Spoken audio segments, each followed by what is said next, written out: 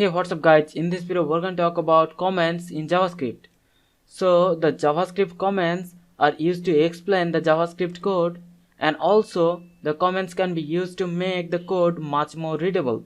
So there are two types of comments in JavaScript. We have the single line comment and the multi-line comment.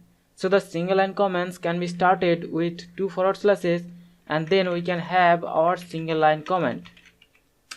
And also we have the multi-line comment, and the multi-line comment started with /* and ends with */, and in between them we can have our multi-line comment.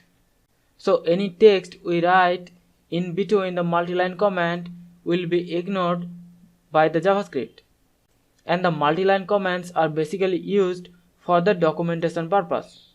So we can write the documentation about our code using the multi-line comment, and also we can use the comments for the purpose of testing.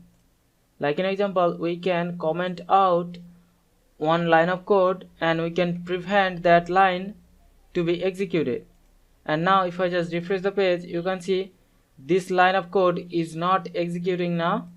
That's why the color is not green anymore. So we can use the comment and we can prevent execution of one line of code. This can be used for the purpose of testing. So in JavaScript we have the single line and the multi-line comment, and also we can use the commenting for the purpose of testing. So hope you understand about the concept of comments in JavaScript. We'll see you in the next one. Thank you.